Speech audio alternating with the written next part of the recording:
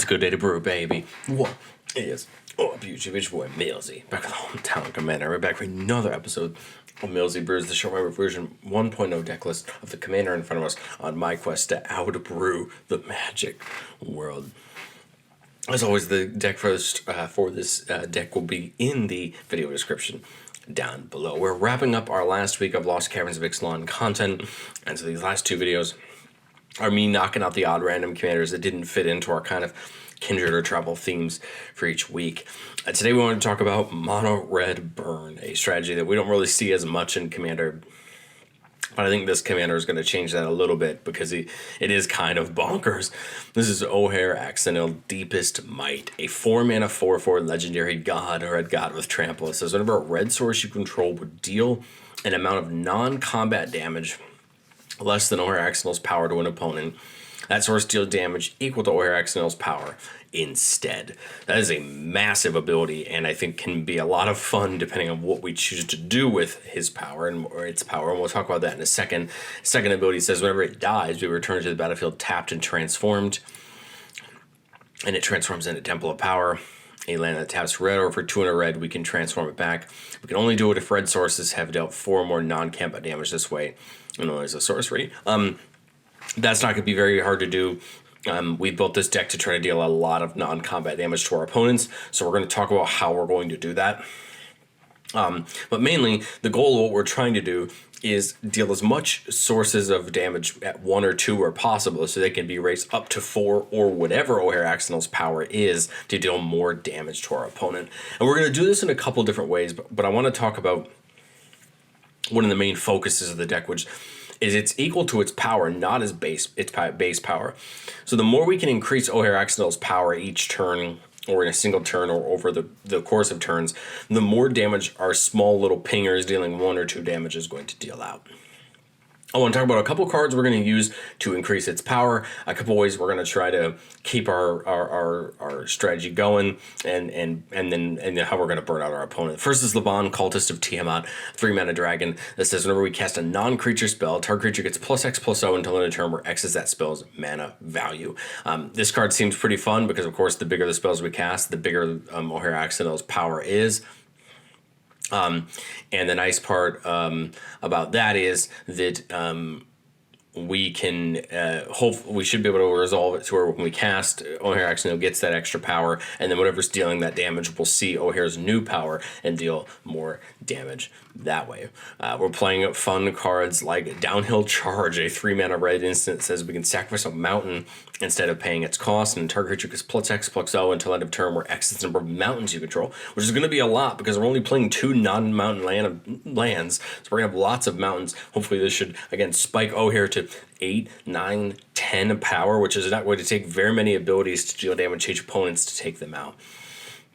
We're going to play cheap things like Titan Strength for 1 mana to give it +3/+1 and boost up its power that turn. We're pairing some equipment that we can attach to Ojer Axonil, Blackblade or Forge, +1/+1 for each land we control. Rune Chaser's Pike, +X/+0 and First Strike, where X is the number of instant sorceries in our graveyard, and we're playing a lot of really cheap instant sorceries so we can feel this fire. We're also playing something like Mithril Coat, just try to protect Ojer Axonil, try to keep it on the board so we can deal more damage. And we are playing a couple of auras as well, Dragon Mantle. When it comes in, we draw a card, and that creature gets that play a red mana, and it gets +1/+0 until end of turn. Again, just a little bit of a way to buff his power if we have a couple extra mana. But we're also playing Claws of Valakut, a 3-mana aura that says it gets +1/+0 for each mountain we control and has First Strike. What I like about these +1/+0 type abilities is it's going to help us with our non-combat damage, but at the end of the day, just like these equipments and these auras, they're also just going to make Ojer Axonil a threat in combat as well. We're really not intending to use it that way. We really want to do this burn damage, but I think we're going to eventually find a scenario where maybe we'll just nail somebody for a ton of damage at the end of the day. Well, let's talk about okay, so we have these ways that we're increasing our damage.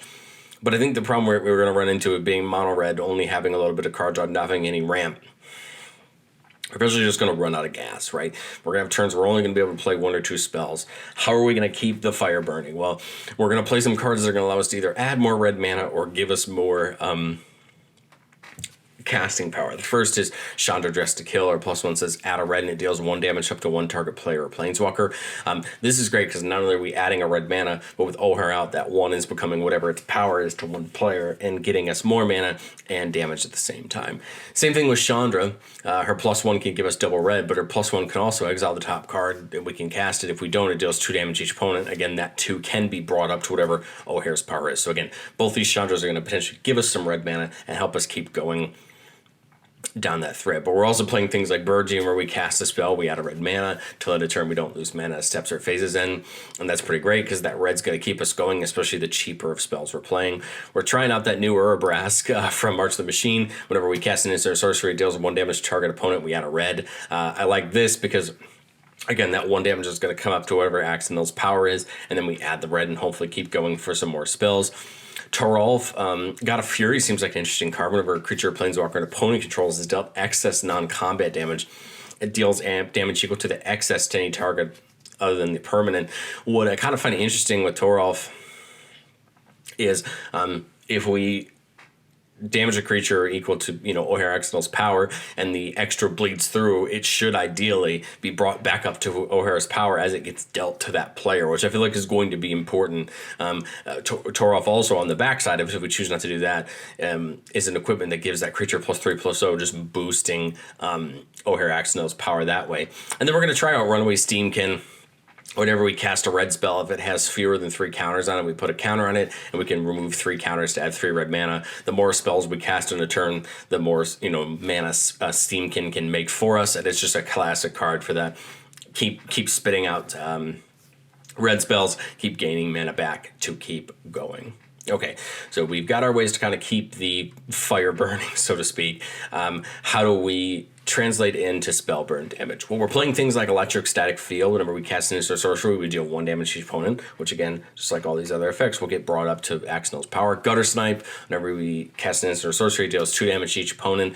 Again, same thing. We're bringing that damage to each opponent, not just 1. Erebor Flamesmith, whenever we cast an instant sorcery, 1 damage to each opponent. Firebrand Archer, non-creature spell, 1 damage to each opponent. Again, here's these abilities. We only need 1 or 2 of them on the battlefield to just start hitting our opponents. Same thing with something like Kessig Firebreather, 1 damage to each opponent. We're also playing a couple fun cards that add to this in Spear Skewer and Thermal Alchemist. These cards that'll tap to deal 1 damage to each player. Spear Skewer is each player. Thermal Alchemist is each opponent.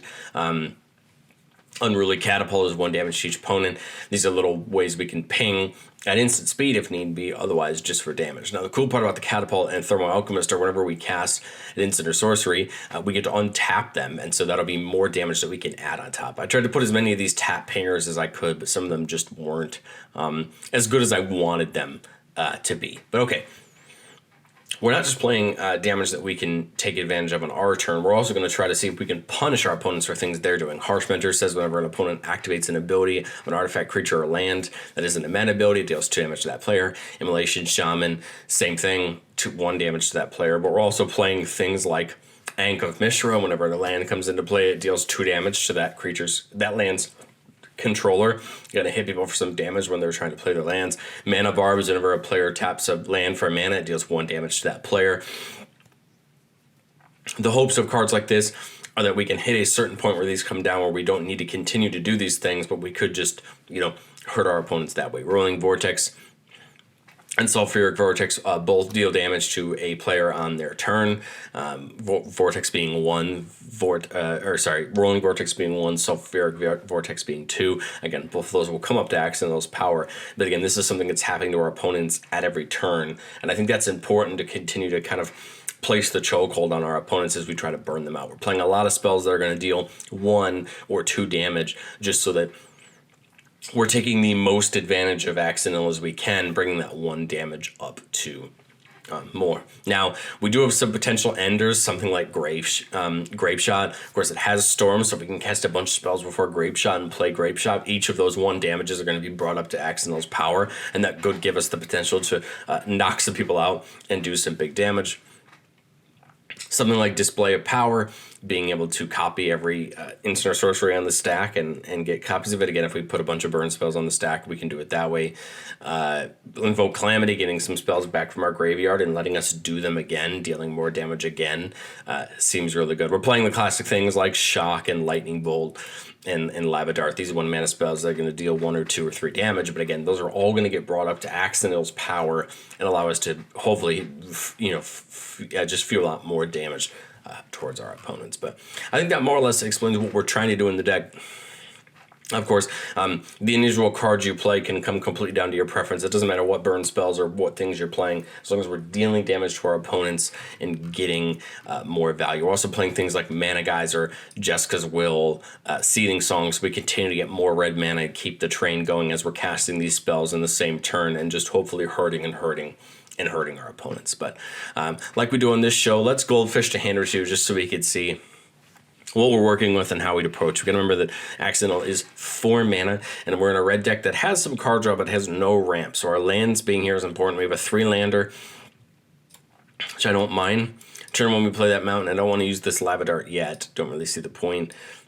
Turn 2, again, we're getting another red down here. It would have been great if we had had a Soul Ring or an Arcane Signet or something like that, but that's okay. We're still on track to get Levon down here, turn 3. We can do that, or we can play the Gutter Snipe. I say let's get this Levon down and get her ready to go. Turn 4, or 8 down. Turn 4, we could play the Defiler, which next turn would allow us to get down multiple things depending on how much mana we have. But I think we just dump Ojer down here and get ready for the next turn. Hopefully we can start slinging spells. And so now we'd be at 4 mana. We have something like Fiery Confluence. We can deal 2 damage to opponent, which would be 4. The Lava Dart to take some damage to our opponents. We have the Chandra, which we could play here this turn to get the damage out and set up lands for next turn, or mana for next turn, which I think wouldn't be a bad idea. We could +1 here to exile the top card of our deck, which is the Claws, which stinks. We'd want to put that onto Ojer, but we can't play it this turn. But we would still deal 4 damage to everything. And now this next turn, we would have 6 + 7 to play. We could play Mana Geyser to get some more mana, Fiery Confluence, Lava Dart, get the Gutter Snipe to start dealing some more damage. And again, now we have this board state that we're building and moving towards damage to our opponents. One more. Let's go one more. This time we have 2, technically 3 lands because of the Shatter Skull and Burgee, which I like. Again, that leads us into not a half bad spot. So I think I'm going to take it. Turn 1. I like getting the Spear Spewer down, so let's do that. Skewer down to start getting some damage out. Turn 2, we have 2 plays here. We can get the Erebus down, or we can get the Looting down. I'd say let's get the Flamesmith down so we can start dealing some damage, and we'll tap that Spear to deal the damage. Turn 3, I guess we probably have to put this down now. We could do it for the 3 mana, and I kind of think I'd want to get Burgee down, just so we can start netting some mana. Turn 4, we don't see the next red for Ojer, but I think that's fine. We do something like Faithless Looting, we'll end up netting a red. And we can pitch. Neb's pretty good. This is an odd spot, maybe Unexpected Windfall. And I don't want to pitch the big score because it can get us some more. I guess we'll have this guy. And then that'll get us our red mana and draw us.